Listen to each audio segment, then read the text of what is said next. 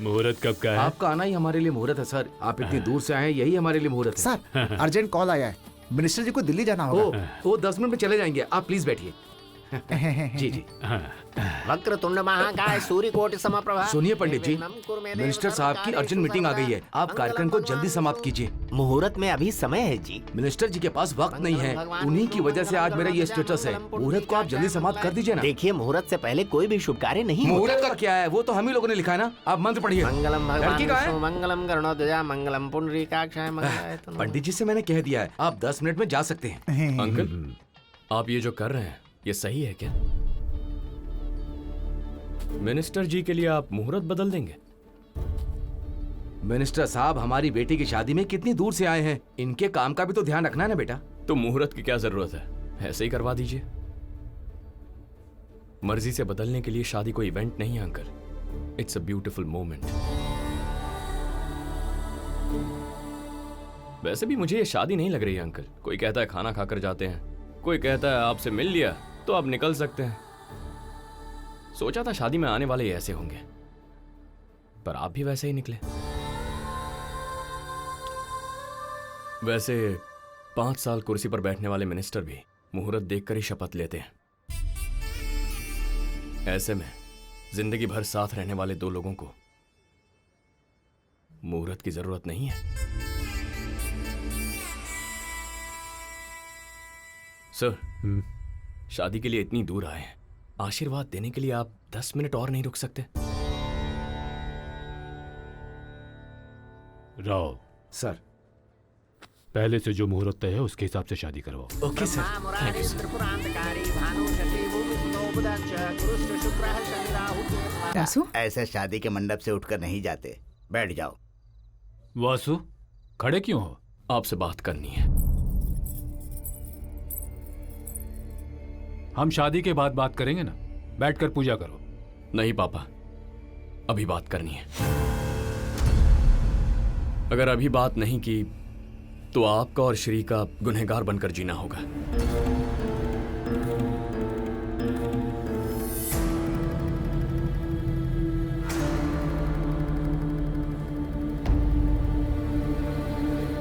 Sorry ससुर जी, आपसे वादा किया था कि ये बात किसी को नहीं बताऊंगा, लेकिन मुझसे अब रहा नहीं जाता।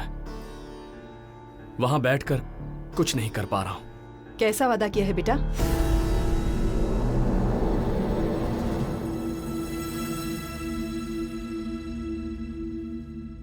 दादी माँ, शादी से पहले ही श्री को तलाक देने वाले कुछ डिवोर्स पेपर्स पर इन्होंने साइन करवा लिए।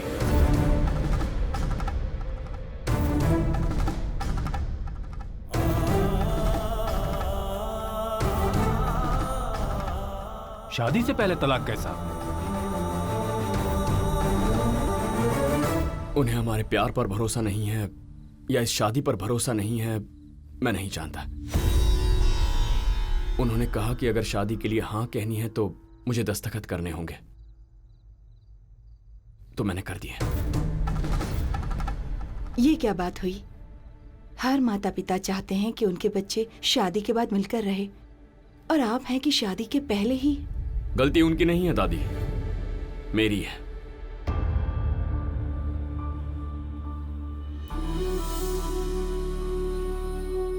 हमारे प्यार के बारे में सबको बताने वाला मैं इस एग्रीमेंट के बारे में किसी को नहीं बता पाया श्री, सॉरी।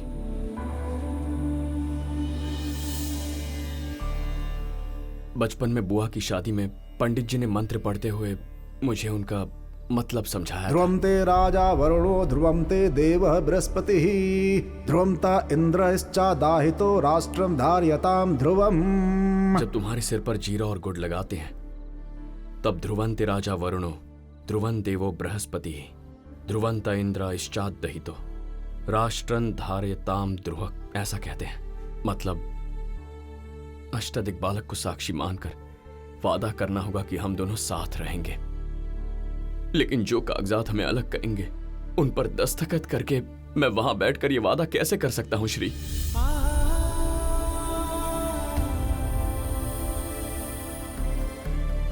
कन्यादान करते वक्त धर्मेचा, अर्थेचा, कामेचा, मोक्षेचा नाति चरितव्य, ऐसा कहते हैं। मतलब धर्म अर्थ काम में मैं तुम्हें कभी भी धोखा नहीं दूंगा। और इसके बाद नादचरामी कहते हैं, इसका मतलब है कि मुझे ये मंजूर है। तलाक के कागजात पर दस्तखत करके धोखा देने वाला वहां बैठकर नादचरामी कैसे कह सकता है? तुम्हारे गले में मंगलसूत्र डालते वक्त मांगल्यम तंतुना नेना मम जीवन हेतुना कंठे बदनाम सुमगे तुम जीवम सरदाम शुभम, ऐसा कहते हैं। मतलब मेरे जिंदगी का कारण इस सूत्र से मंगल नाम का रिश्ता तुम्हारे गले में बांध रहा हूं। कब का उस रिश्ते को तोड़ने के लिए दस्तखत करने वाला वहां बैठकर अभी वो मंत्र पढ़ सकता है श्री?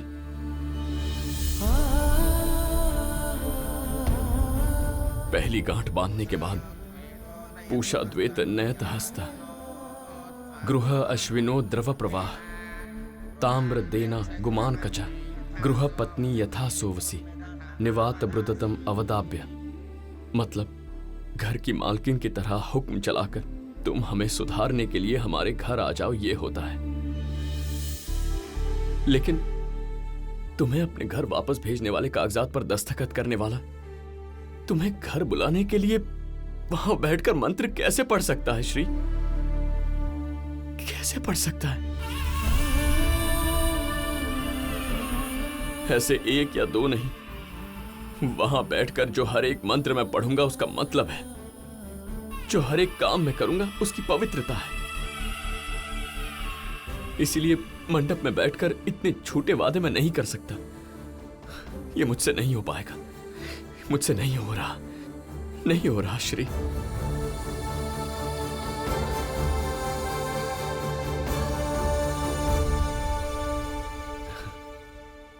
तुम हमेशा कहती थी ना कि शादी का मतलब त्योहार होता है। ऐसा त्योहार इतनी शर्तों पर, इतनी गलतियों के साथ नहीं होना चाहिए दादी। नहीं, मैंने गलती की है, मुझे माफ कर दो, मुझे माफ कर दो। वासु, गलती मैंने की है, तुम सॉरी मत कहो। काव्या, इस एग्रीमेंट के बारे में गलती मैंने की, आप सबको मुझे माफ करना होगा। हर बात को बिजनेस की तरह देखने वाला मैं हमेशा एंट्री में ही एग्जिट के बारे में सोचता हूं, और मेरे लिए यह रिश्ता करने से पहले, यहां यह सब कुछ देखने से पहले तक शादी एक इवेंट की तरह थी। मतलब हमारे घर की शादी या किसी और की, it's just an event for me. ऐसी सोच रखने वाले मुझको जब रस्मों में बुलाया जा रहा था तो मुझे हंसी आ रही थी। लेकिन यहां इतनी रस्में होती हैं, एक जर्नी होती है, यह मुझे पता नहीं था। सिर्फ मैं ही नहीं, बहुत लोग नहीं जानते। जब हमारे घर में शादियां होती हैं तो इवेंट मैनेजर्स को सौंप के हम निश्चिंत हो जाते हैं। किसी ने हमें शादी में बुलाया है, नहीं गए तो वो नाराज हो जाएंगे, इसलिए वहां जाकर फॉर्मेलिटीज को कंप्लीट करना है, इसलिए जाना पड़ेगा। अटेंडेंस डलवाना ही पता था मुझे। दूल्हा दुल्हन के साथ, घर वालों के साथ फोटो ले ली तो मतलब शादी में आ गए। हम जैसे लोगों को तो दिल से आशीर्वाद देने का मतलब भी नहीं पता।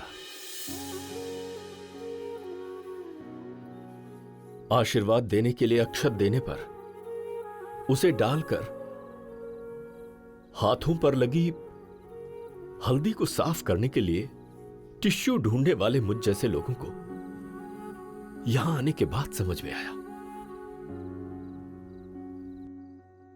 कि उन अक्षत के पीछे चावल गीले करके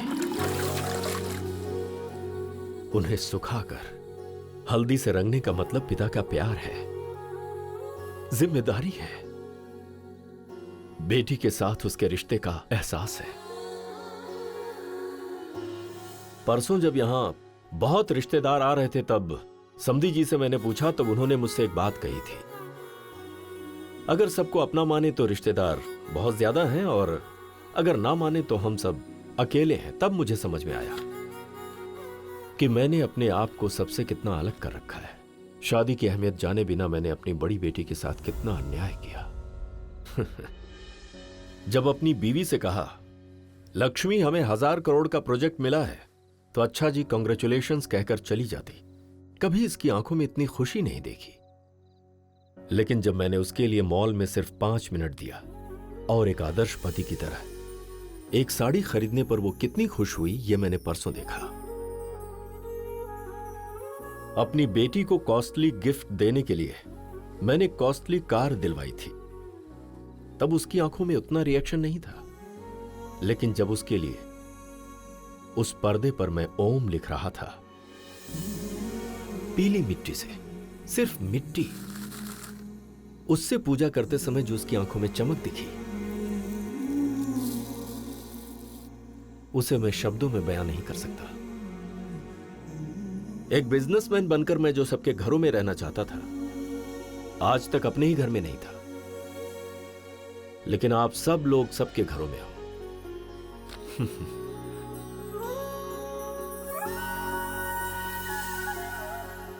मैं सोचता था कि अपनी बेटी को धन दौलत पैसा देकर मैं अपनी निगाहों में एक महान पिता बन जाऊंगा।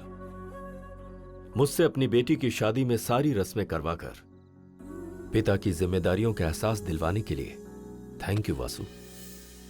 तुम हमेशा मुझसे कहते थे कि मैं दूसरों के पॉइंट ऑफ व्यू से सोचता हूं, मुझे समझ में नहीं आता था। पर it's just a piece of paper, ये जानते हुए भी, यहां मौजूद इन सबको बताने की जरूरत ना होने पर भी, अपनों से सच नहीं छुपाना चाहिए, यह सोचकर सबके सामने तुमने सॉरी कहा ना, यह तुम्हारे संस्कार की वजह से है। महान संस्कार है।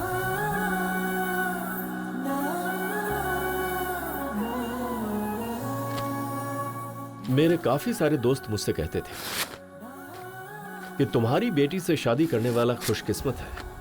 नहीं वासु, मुझे लगता है कि तुम जैसा दामाद पाना मेरी खुशकिस्मती है। आप सबको दुखी करने के लिए मैं माफी चाहता हूं। Please forgive me. माफ कर दीजिए मुझे। अरे अरे, हमारे बीच माफी कैसी? अब शादी की अहमियत पहले जैसी क्यों नहीं रही? रिश्तों में से प्यार इस तरह दूर क्यों हो रहा है? इस बात को जैसे आप समझ गए हैं वैसे सब समझ जाए तो अच्छा होगा। जिस रिश्ते में कोई लगाव ना हो उसे आगे बढ़ाना और परंपराओं को छोड़कर आगे बढ़ते रहना सही नहीं है, समझे जी। चलो। 1 मिनट पापा। उस मंडप में जाने से पहले इतनी बड़ी बात तुमसे छुपाने के लिए तुमसे माफी मांगना चाहता हूं। I am sorry Shri. इतनी बड़ी बात मुझसे छिपाकर सिर्फ सॉरी कहोगे वासु? क्या चाहती हो तुम? जिंदगी भर के लिए तुम्हारा वक्त उधार चाहिए।